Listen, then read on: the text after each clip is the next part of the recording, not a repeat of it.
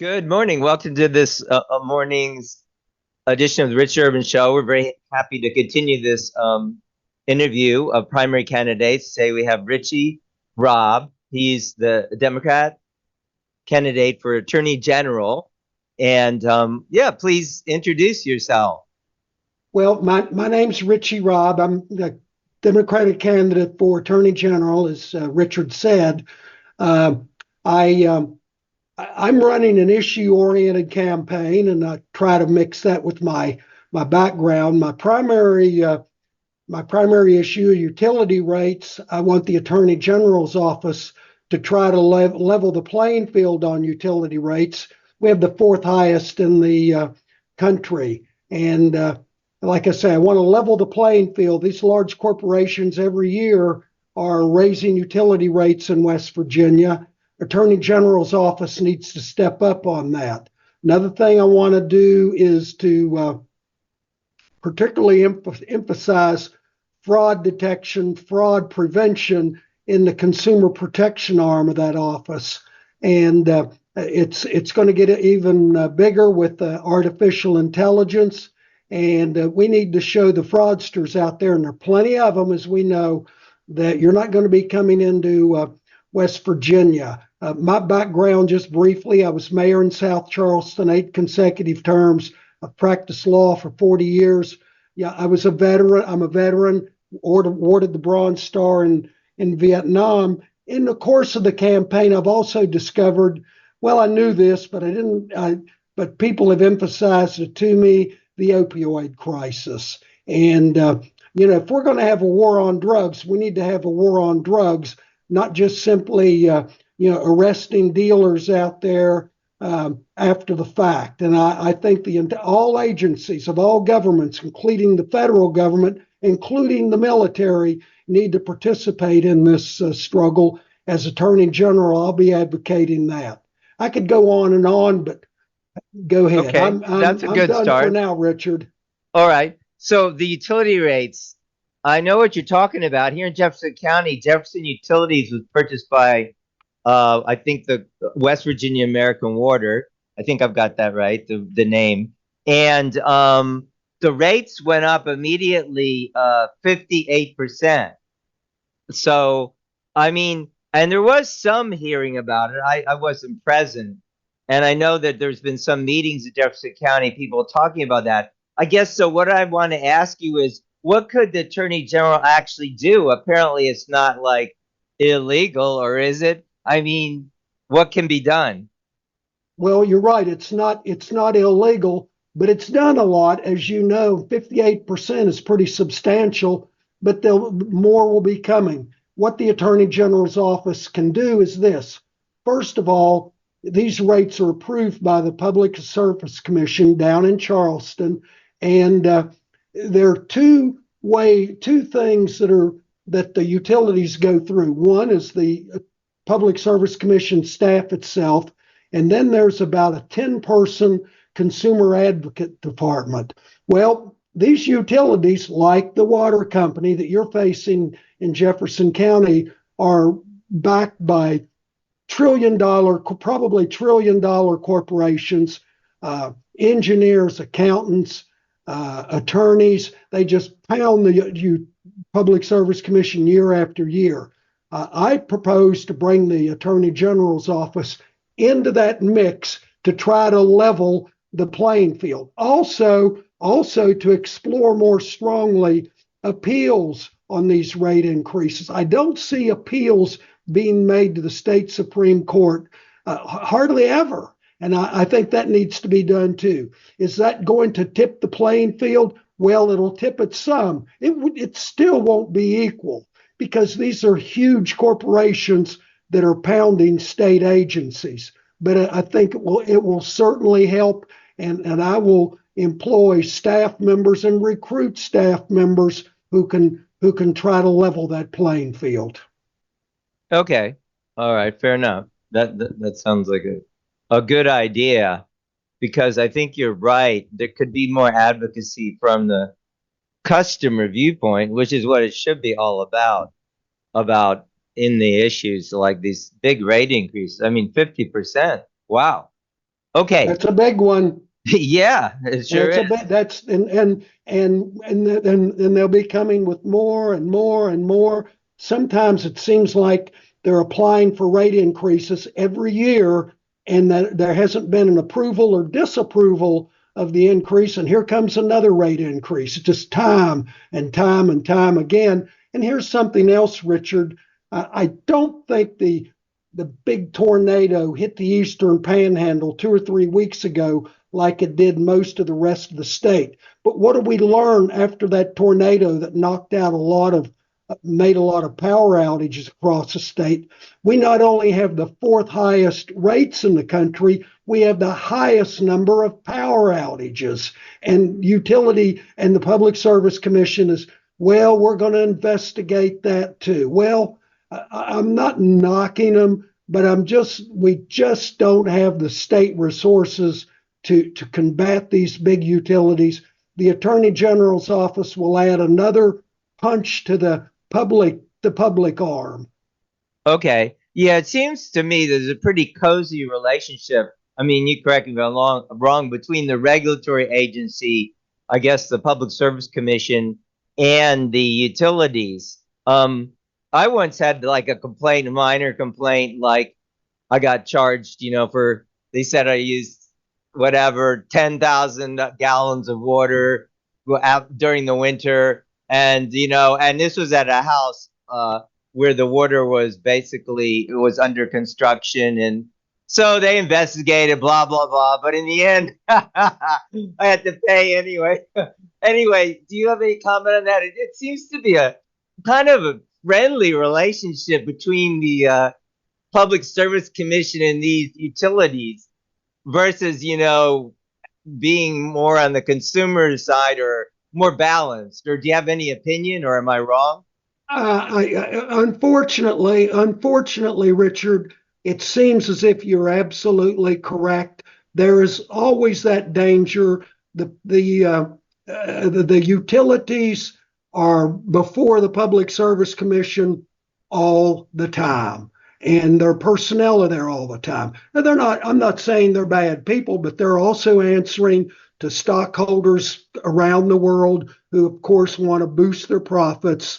There are allegations constantly out there, or a suspicion that the Public Service Commission is in the pocket of the utilities, and I will have to concede. I will have to concede. In many cases, it looks as if these suspicions are correct. And there needs to be a balance on behalf of taxpayers, on behalf of users, and it doesn't appear as if we're getting it. So the perception that people like yourself have and across the state, I am not disputing that. I don't dispute it at all, and I believe there needs to be aggressive counterpunch to the utilities. Okay, fair enough. Good description. So you In fact, mentioned, if I, go I ahead. might add, Yeah. I was in Jefferson County this weekend. There's a gentleman in Charlestown, Walter Washington. Don't know if you all know him. In fact, he's related to George Washington, Okay. and he worked in consumer advocacy both in South Dakota and Texas. He said in South Dakota when he was there, they had a pretty strong consumer advocacy division, and it worked pretty well. Then when he went to Texas, the utilities ran over top of the consumers. So there are people out there, and I told Walter, I said, look, if I'm in office, I'm going to utilize your expertise. He's retired now, but he's still got a good head on his shoulders. Okay. Excellent. All right. You also mentioned the opioid epidemic, and so what do you see the role of the Attorney General in combating that, or how do you see it? Well, what I would see with combating the opioid crisis is, number one, it's nationwide. Number two, it's particularly devastating in West Virginia. The Attorney General's office sits on with attorney generals nationwide. I will propose to that group and the federal government that we get in and fight this problem at the source. You know, we've including the military. You know, we've had a what I would say a pretty successful war against terrorism since 9/11. That's 20 plus years. There's no reason why the military can't come in and commit the same resources they've committed and intelligence sources to the war against opioids, illegal drugs, fentanyl to the same extent. I mean, we're sending, we're apprehending ships at sea. We have drones monitoring terrorist camps. You know, we need to do the same. We need to do the same in with drugs. You know, trying to combat the problem once they're out on the streets of America isn't enough. We need to take a proactive role and take it to the source, working with other countries like we do on terrorism. But they're destroying America, well, they're taking a real blow against America. If it's a war on drugs, we have a war on terrorism. Let's do likewise, and I will make that effort toward all the other attorney generals, the other 49, as well as the federal government, particularly the military and the intelligence sources, because I think, I was in intelligence in Vietnam. I follow it closely now in my post-military career. I got a Bronze Star in that. We did a good job apprehending enemy forces there. We've done a great job since 9/11, or a pretty darn good job. We need to do it in combating drugs as well. So one question about that, so it's my understanding that a lot of fentanyl is pouring over the border, and now, especially with the Biden administration, it's just people and no doubt drugs are pouring over the border. Isn't that a major issue? Well, absolutely. If there are people carrying drugs in over the border, that's a problem. That certainly needs to be better addressed than what it's being done. But here's what I don't believe is being done at all, and that is taking the fight to the source. In other words, those people who are producing fentanyl, whether they be in China or packaging it in Latin America, we need to be looking at them too. If it's a war against drugs, you don't just sit back on defense and try to catch them as they come over the Rio Grande or come into some isolated seaport. You need to take it to where it's being made, to where it's being packaged. We do that against terrorism. Let's do it against drugs as well. We provide foreign aid to these countries. We provide cooperative agreements. That's a good cooperative point. agreements. Let's take the fight beyond the border. I agree. That should be leveraged. One question also related. It's maybe not the purview of the attorney general, but isn't really the core issue? I mean, more than the externally the drugs coming in, the demand for drugs, meaning like if I would argue, and also I think statistically is borne out, like if families are stronger, if you have more husband, wife, families intact, then and we have 47% outside of wedlock births in West Virginia. So if families are more intact, then there's going to be less demand for drugs, because if the family's more stable, then those risk behaviors, whether it's having sex or having suicidal thoughts or all those kind of things, smoking, drinking alcohol, using drugs, there would be less demand to begin with. Again, I don't know what the attorney general can do. Maybe it's a bully pulpit. That's not really maybe a legal issue. But what are your thoughts on that in any case? Oh, I think you're absolutely correct. And this was predicted years ago by the late senator from New York, Daniel Patrick Moynihan. He was talking about back then he was talking about the disintegration of the African American families in America. But that same disintegration is now gone nationwide. It's a huge problem. It is the core of the issue. The bully pulpit definitely needs to be done. We need to strengthen the family. We need to recognize that.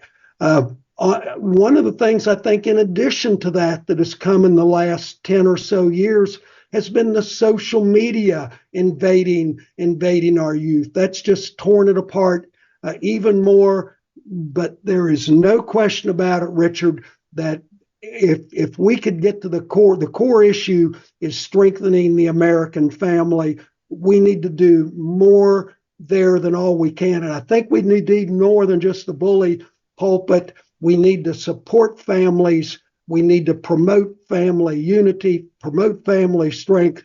One of the things I think needs to be done on that is economics. If incomes are reduced, that becomes a problem for families too. So we need to support that across the board as well. Okay, very well. That's true. I'm getting a lot of resonance on that across the board with all different kinds of candidates. It is crucial. You mentioned your priorities about utilities and opioids. What about one of the priorities, I think, of the current Attorney General has been to fight against the EPA regulations. And another one just came out, I believe it was the 25th, Thursday, that would basically throttle or shut down all our coal plants, by my understanding. It's putting these incredibly high demands, saying that within, I don't know, I guess it's like 15 years or something. Let's see, it's 20. Yeah, anyway, in the future, they would have to increase or decrease the pollutants to such an extent that my understanding is it would be unfeasible. Would you fight those regulations, or what's your view on that? Well, and that's a touchy issue here in West Virginia, of course, where fossil fuels are are a primary industry, but at the same time, the protecting the environment is important as well. I would take a look at those federal regulations, scrutinize them very, very, very carefully. Would there be what sometimes I think may be a knee-jerk reaction to opposing those regulations? Not necessarily so, but I know in my years when I was mayor, I combated environmental regulations to make them more reasonable, more practical. Yeah, I would do the same here, but I would not necessarily take a stance that a federal regulation is necessarily bad. I would look at it carefully, look to modify it, look to tweak it if necessary, but certainly would review federal regulations coming down that affect West Virginians. Well, have you looked at the one that just came out? Honestly, I didn't read in detail, but I've heard some people talking about it, understand a little about it. What do you think about the one that just came out Thursday? I have not. Yeah, I have not looked at that. In fact, Friday morning I was on my way up to the Eastern Panhandle and just got back last night, so I have not looked at that. But I would commit the same criteria I just discussed, as looking at those type of regulations as to how they affect all West Virginians, not just a particular group of West Virginians, but all of us. Okay. So we're talking about opioids. On another topic of like pharma companies, I mean, part of that has been, I think the distribution of different substances by pharmaceutical companies. At least, yeah. So my question is regarding liability for damage from pharmaceutical products, and specifically the COVID shots. Would you be inclined, like, for instance, the Florida Attorney General has, to take steps to hold pharmaceutical companies liable for damages from COVID shots? I know a little bit about what they're doing in Florida, not much. The That's a tough one. I've got to, a lot of these things are, quote, what I say are after the fact. And even with the fentanyl and opioid in West Virginia, I want to be more proactive uh, on the damages from the COVID shot. I would certainly look at that, but there's got to be a certain appreciation for what this country was going through, this world was going through 3, 4 years ago when it hit. There's no question that the United States and the world, for that matter, was unprepared. It appears as if Florida did some things. They evaluated the problem perhaps a little more rationally when we were going through that, as far as shots, as far as isolation, and things like that. But again, we're here with after the fact. What damage has the COVID shots created? Well, for me personally, after the second COVID shot, I developed blood clots. I was hospitalized Wow. and told not to take any more COVID shots. I did not. I got a bad case of COVID. I was hospitalized with the COVID again, and have still been seeing a round of physicians. Ever since it went from 90 days to 6 months. Knock on wood. I hope I'm getting better, but I've got to have an appreciation for for the world medical community trying to tackle this. It was something that hit us 100 years earlier. I hope we're better prepared now. It certainly educated us to the dire circumstances and predicaments of this type of situation. But am I going to say let's sue this pharmaceutical company for something on that behalf? We can look at that. There are also private attorneys out there that can look into it as well. They seem to be able to pick up on those type of situations pretty well themselves. Okay. All right. That's an understandable answer. So this back in 2020, there were, I think, 17 attorney generals who joined Texas in a friend of the court brief regarding the 2020 election results in Georgia, Pennsylvania, Michigan, and Wisconsin. And I think also our attorney general also did, you know. So the point is they were joining in a friend of the court brief to look into the election results in those states that there could have been or ostensibly may have been fraud. So would you have joined that friend of the court brief if you were attorney general? Well, the after the election results, November 2020, Right. um, uh, then President Trump launched as many as 100 100 lawsuits, which his campaign and he were entitled to do. I don't think they won any of them. Many of the repercussions of those lawsuits are still going on across the country. I read of one recently, in Arizona. Again, there were 100 lawsuits. They had every right in the world to join those lawsuits. As far as what was being joined by the other 17 attorney generals, as far as in this country or as far as in this state, I would have certainly looked at it. I would have certainly looked at it. If there's something wrong being done, then it needs to be looked at. I first looked at West Virginia. Apparently, there was nothing challenged in West Virginia. Apparently, it was felt to be okay. But the integrity of elections is critical to the democracy of our country, critical to the democracy of West Virginia. Under the under those circumstances where it didn't appear there was a problem in West Virginia, it's not likely, I would have joined, but certainly if there was wrongdoing, they're entitled to do that. The Trump campaign was entitled to make their lawsuits across the country. It doesn't appear as we're sitting here nearly 4 years later that there was significant validity to those lawsuits. Well, about half the country disagrees with you, but that's not the topic today. Okay, I understand that. Okay. So, all righty. Okay. That's clear enough. Are you still hearing me okay? I can hear you fine. Okay, my computer glitched. I didn't know, suddenly went you're black. I don't know if it's your computer or my ears, but I can still hear you. That's good. That's great. Okay.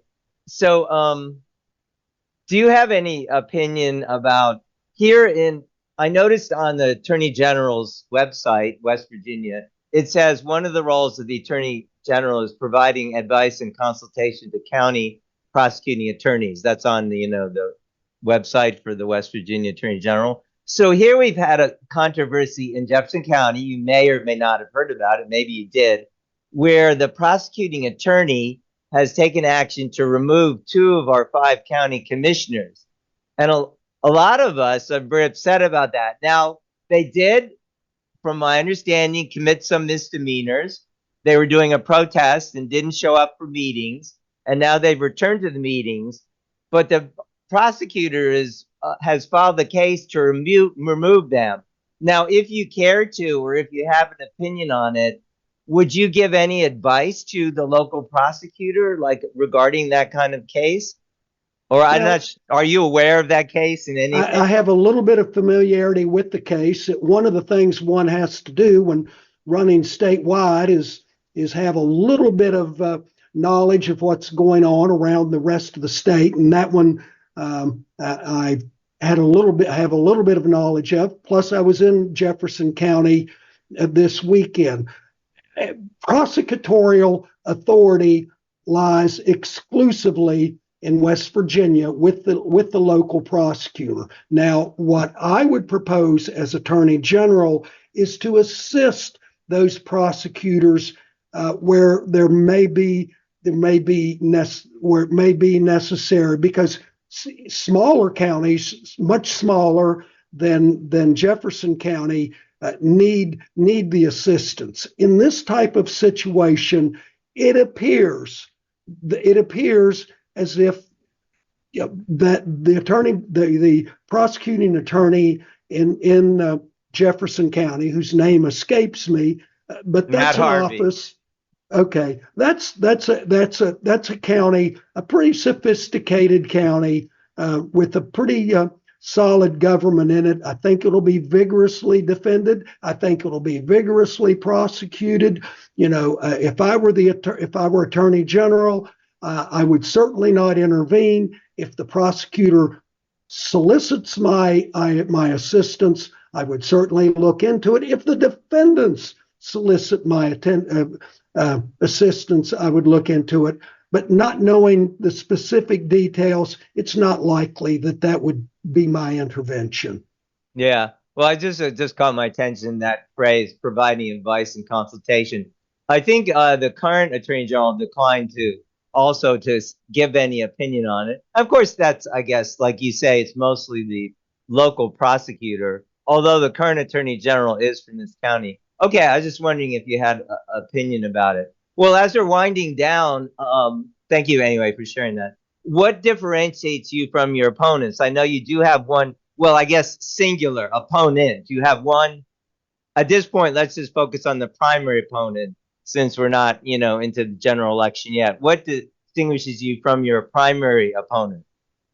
Well, I would distinguish from my primary opponent, as well as the Republican candidates, is I am the only candidate out there who's providing a concrete platform, battle the utilities, level the playing field, tackle consumer fraud with artificial intelligence and the internet is coming at us daily, and it'll be coming at us even more. Battle the opioid crisis in an affirmative action, make it truly a war on drugs. None of the other attorney general candidates are doing that. They're saying, vote for me. I've got these qualifications. I've got these credentials. I've got this support. And that's all well and good. I've got qualifications and credentials as well. What are you going to do when you get in the office? None of them have said it. I saw the first television ad last night talking about woke. I would challenge that candidate to say, well, can anybody in the room define that? What's that mean? West Virginia values. What's that mean? What are you going to do when you're there? Let's put some concrete issues out there. I'm the only one that's doing that. None of the others are. Okay, fair enough. Fair enough. Okay, then if you have any concluding remarks, otherwise we'll wind it up. I do appreciate your time, and I think we've covered some very important questions, and I really thank you. Would you like to share anything else? I think that's pretty much it, Richard. Everybody wants to get it again. I've practiced law going on 5 decades. I've been in local government, elected 8 straight times. I've handled every kind of case in the book. If people, I put my name on the ballot, people vote for me, fine. It's an honor to be running. It's an honor to express a platform. I wish my opponents had some issues, but they don't. Vote for me because of me. Well, that doesn't say what they're going to do when they're in office, and they generally don't seem to do much except promote personal agendas. I'm going to propose a public agenda. Okay, well stated. Well, thank you very much again for coming on. And we'll make this available on any podcast platform at the Richard Urban Show. It'll also be on our video format on visionroot.org. And I thank you for joining us today. Thank you, and keep up God's work out there, Richard. Okay, Thank you. Will do.